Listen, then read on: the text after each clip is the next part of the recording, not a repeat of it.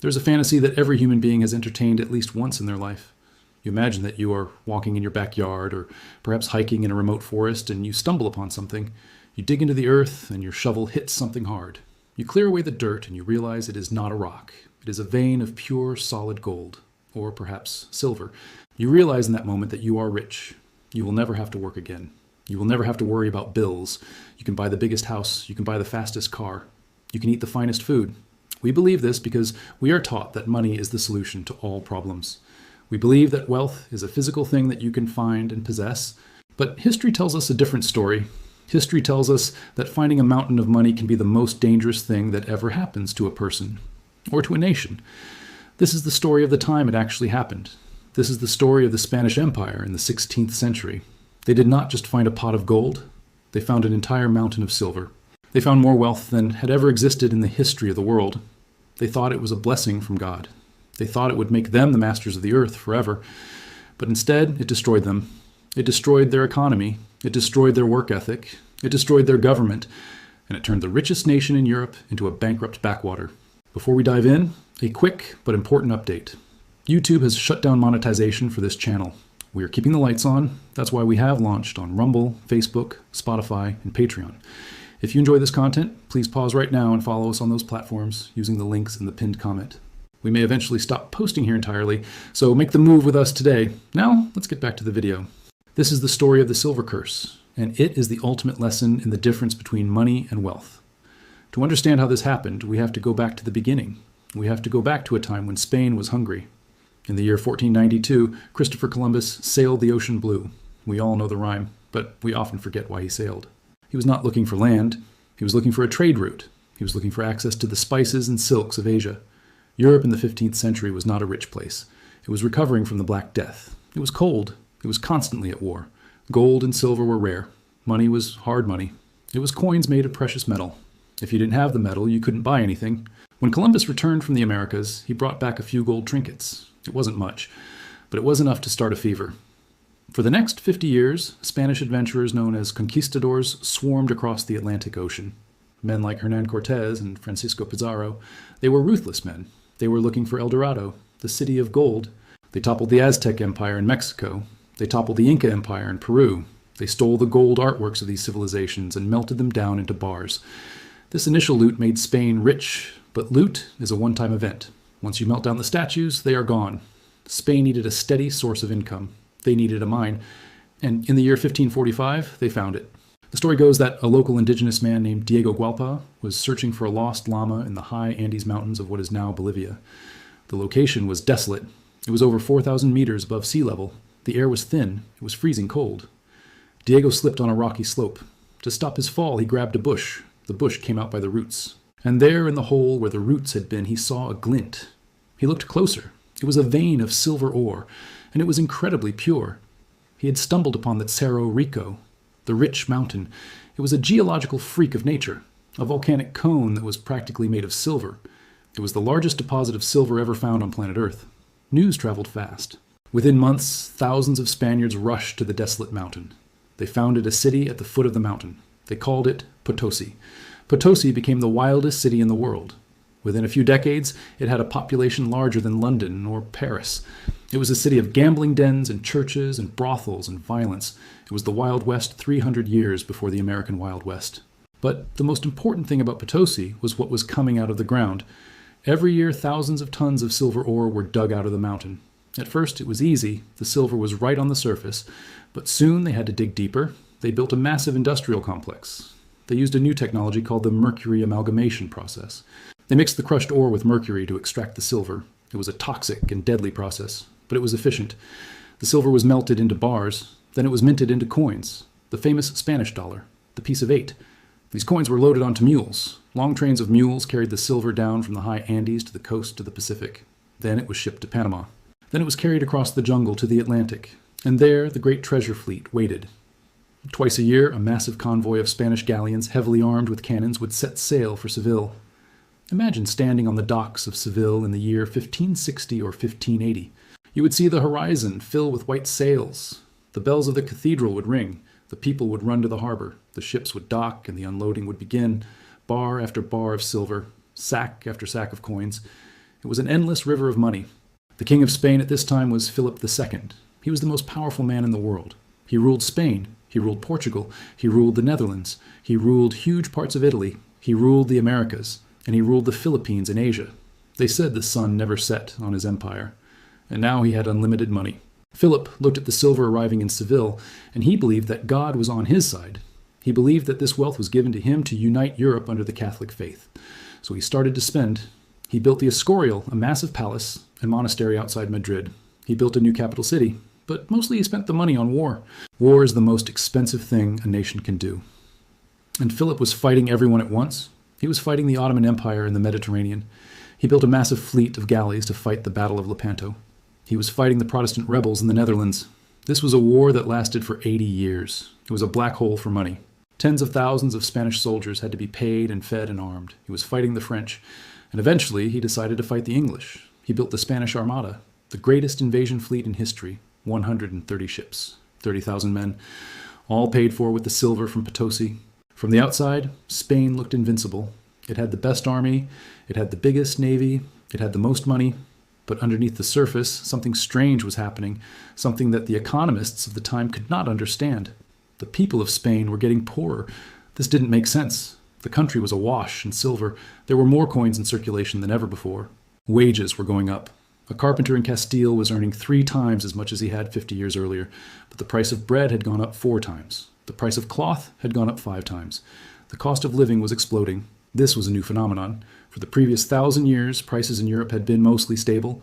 A loaf of bread cost a penny in the year 1200, and it cost a penny in the year 1400.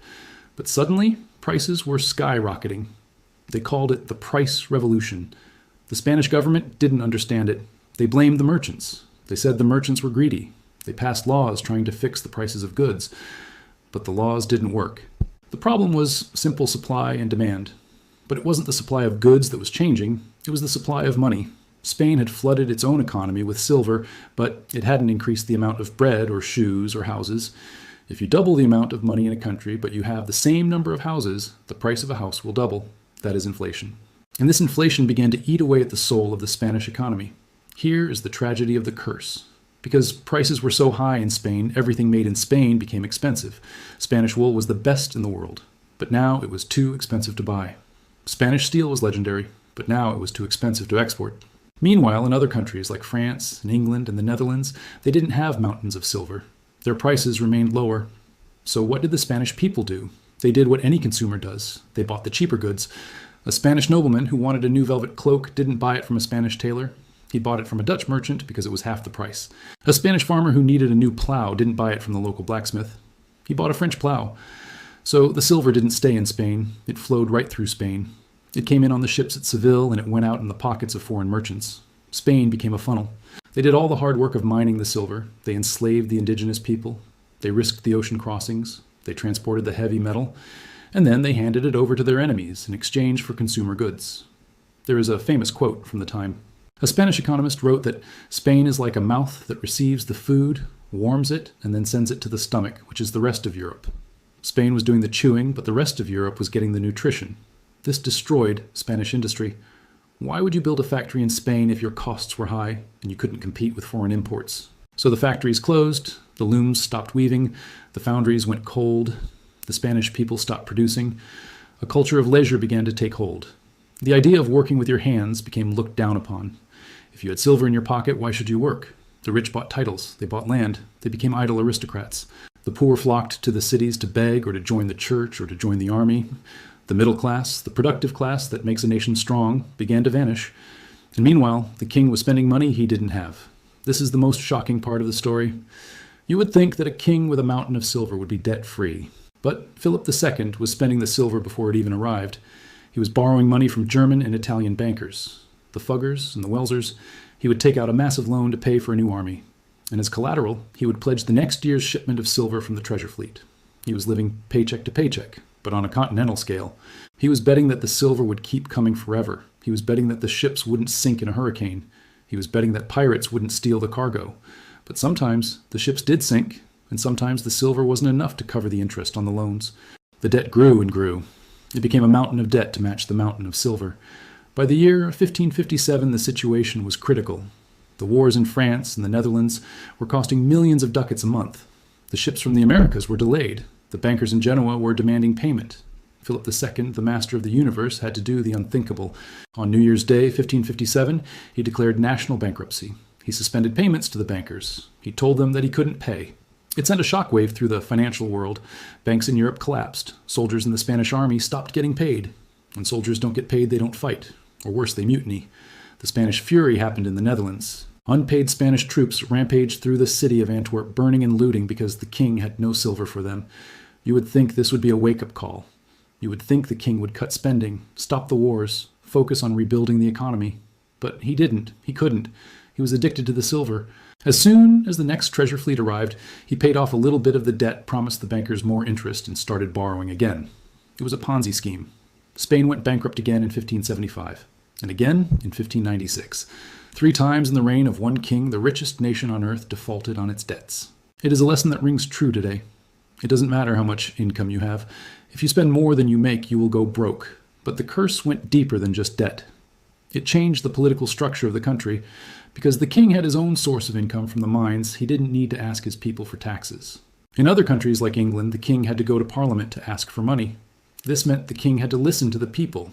He had to make deals. This led to democracy. But in Spain, the king didn't need the Parliament. He didn't need the merchants. He had Potosi. So the government became autocratic. It became centralized. It became inefficient.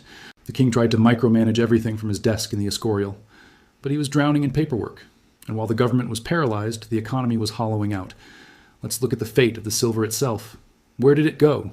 We said it flowed out of Spain to France and Holland. But it didn't stay there either. The Europeans used the silver to trade with the one place that actually wanted it, China. The Ming Dynasty in China had a huge appetite for silver. Their economy was booming, but they had no silver mines of their own. They used silver for their currency and their tax system. So the Spanish silver traveled a full circle around the globe. It was mined in Bolivia, shipped to Spain, spent in Holland to buy cloth. The Dutch took it to Asia to buy spices and porcelain, and it ended up in the treasury of the Chinese emperor. For a while, this global trade made everyone feel rich. But back in Potosi, the mountain was getting tired. By the early 1600s, the easy silver was gone.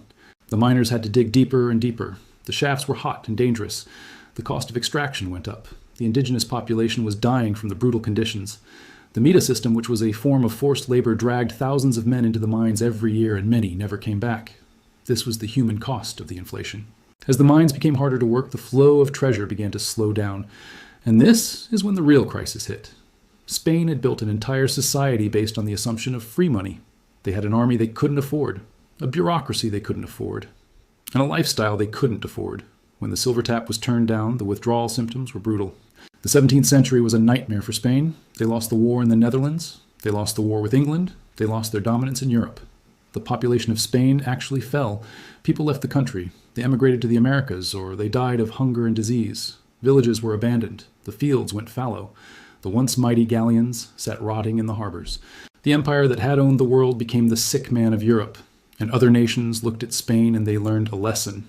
Or at least they tried to. They learned that digging gold out of the ground is not the same as creating wealth. Wealth is a farm that produces wheat. Wealth is a loom that produces cloth. Wealth is a shipyard that builds boats. Wealth is the capacity to produce things that people want. Money is just a way of keeping score. If you have all the points on the scoreboard but you don't have any players on the field, you will lose the game. Spain forgot the players. They focused only on the score. But the story of the silver curse is not just ancient history. It is a warning for the modern world. We see the same pattern today in countries that discover oil. Economists call it the Dutch disease. When a country finds oil, their currency goes up, their exports become expensive, their other industries die, and the government becomes bloated and corrupt because they live off the oil money instead of taxes. Look at Venezuela. It has the largest oil reserves in the world. It should be the richest country in South America, but it is one of the poorest. Why? Because, like Spain, they neglected their agriculture and their industry. They imported everything. And when the oil price crashed, they had nothing left. Look at Nauru, the tiny island that found phosphate.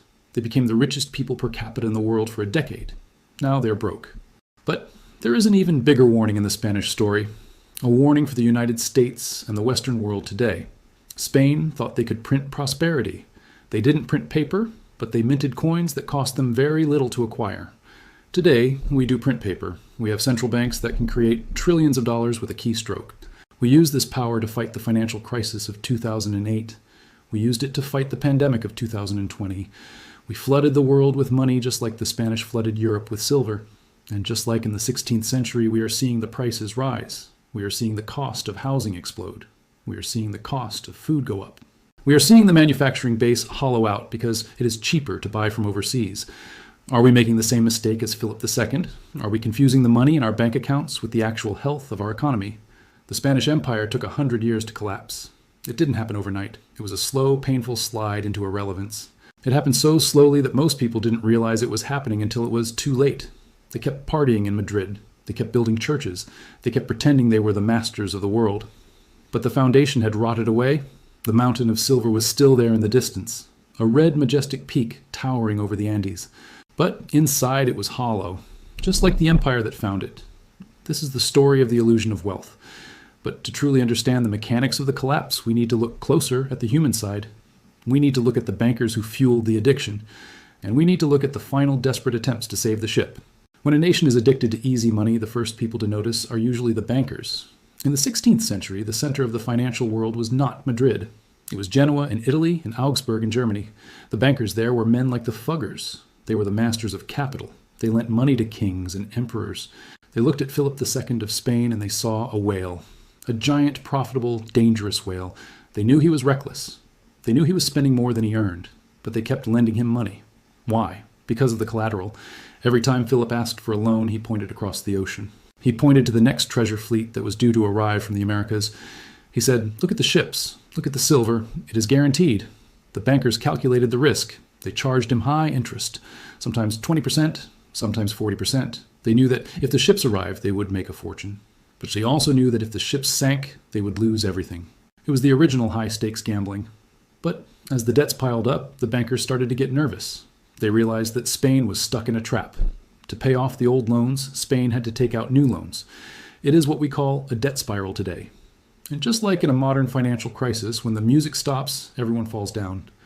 In 1575, the music stopped. Philip declared bankruptcy for the second time. He suspended payments on the national debt. He effectively told the bankers that their paper was worthless. The result was catastrophe. The Fugger Bank, one of the richest in Europe, was brought to its knees. The Genoese bankers were ruined. But the most immediate impact was on the Spanish army. The Spanish army in the Netherlands was fighting a bitter war against the Dutch rebels. They were the best soldiers in Europe, but they hadn't been paid in months. When the news arrived that the king was bankrupt again, the soldiers snapped. They mutinied. They marched on the city of Antwerp, which was the commercial hub of northern Europe. It was a rich, loyal city.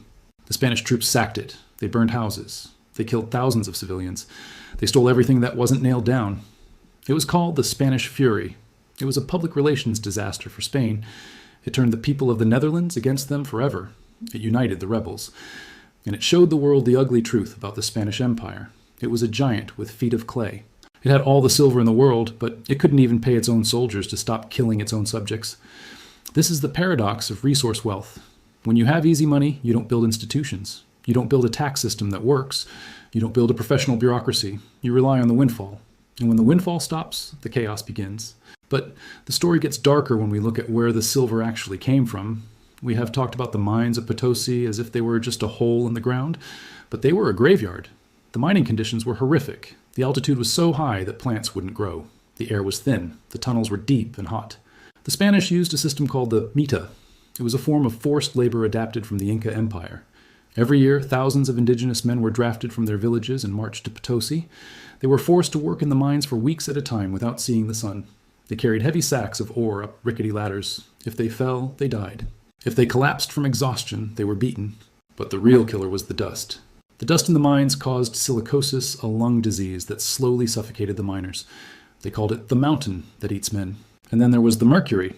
To extract the silver from the ore, the Spanish used mercury. They mixed it with their bare feet. The mercury absorbed into their skin. It caused tremors. It caused madness. It caused death. Historians estimate that millions of people died in the mines of Potosi and the mercury mines of Huancavelica over the centuries. This was the true cost of the Spanish inflation. Every silver coin that circulated in Europe, every piece of 8 that bought a loaf of bread in Madrid was stained with blood. It makes you wonder, if the people of Spain had known the true cost, would they have spent the money so freely? Probably. Because human nature rarely looks at the supply chain. We only look at the price tag.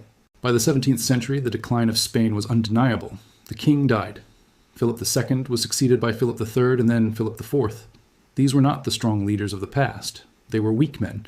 They left the government in the hands of favorites and corrupt ministers. The economy was in ruins. Spain had become a nation of beggars and aristocrats. The productive middle class had been wiped out by inflation and taxes. The only people who made money were the ones with connections to the government, the people who got the contracts to supply the army, the people who got the licenses to trade with the Americas. It was a crony economy. And then the silver started to run out. It wasn't that the mountain was empty. There was still silver there, but it was harder to get. The ore was lower grade. The costs were higher, and the flow of treasure across the Atlantic began to trickle. The convoys got smaller. The ships arrived less often. Spain tried to squeeze more money out of its other colonies. They raised taxes in Mexico. They raised taxes in Peru. But you cannot tax people into prosperity. The colonies started to become restless. They started to resent Madrid. They saw Spain as a parasite that took their wealth and gave nothing back. This was the seed of the independence movements that would eventually tear the empire apart in the 19th century. But before the end, there was one final humiliation. In 1628, a Dutch admiral named Piet Hein pulled off the greatest heist in naval history. He captured the entire Spanish treasure fleet off the coast of Cuba. He seized tons of silver, gold, pearls, indigo. It was a staggering loss for Spain. It was the first time the entire fleet had been lost to enemy action. When the news reached Madrid, the economy collapsed again. The king couldn't pay his debts. The bankers fled. But in Amsterdam, there was a party. The Dutch used the stolen silver to fund their own army. They used it to fight the Spanish. It was the ultimate irony. The silver that Spain had mined was used to pay the soldiers who defeated Spain. So, what is the lesson here? Why does this story matter today? Because we are living in a world that looks suspiciously like 16th century Spain. We have a global economy that is built on debt. We have governments that run massive deficits. They spend money they don't have on wars they can't win and social programs they can't afford. We have a financial system that relies on the constant injection of new money from central banks. We call it quantitative easing. The Spanish called it the treasure fleet. The mechanism is different, but the result is the same. Asset bubbles, inflation, the erosion of the middle class. When money is cheap, people stop valuing work. They start valuing speculation. In Spain, everyone wanted to be a hidalgo, a nobleman who lived off his rents. Today, everyone wants to be a crypto millionaire or a day trader. We have lost respect for the slow, boring process of making things. We have forgotten that wealth is not a number on a screen. Wealth is a factory. Wealth is a farm. Wealth is an educated population. Spain had the number. They had the biggest number in the world. But they let their farms turn to dust. They let their factories close. They let their people become illiterate. And when the number went away, they had nothing left. The Spanish Empire lasted for 300 years. It was a glorious and terrible experiment. It gave us the Spanish language, which is spoken by 500 million people today. It gave us beautiful art and literature. Don Quixote was written during this time of decline, a satire of a world that was losing its mind. But as an economic model, it was a disaster. It proved that you cannot cheat the laws of economics. You cannot consume more than you produce forever. Eventually, the bill comes due. The mountain of Potosi still stands today. It is a red cone rising out of the Bolivian Altiplano. It is scarred with tunnels and sinkholes. Men still go inside it to look for scraps of silver. It is a monument to greed. It is a monument to the folly of believing that easy money can solve hard problems. The next time you hear a politician promise a new spending program without raising taxes. The next time you hear a central banker say that printing money has no consequences.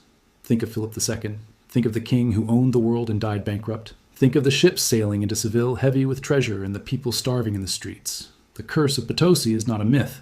It is a mathematical certainty. If you mistake money for wealth, you will end up with neither. And that is a lesson that every empire learns usually right before the end. Thanks for watching.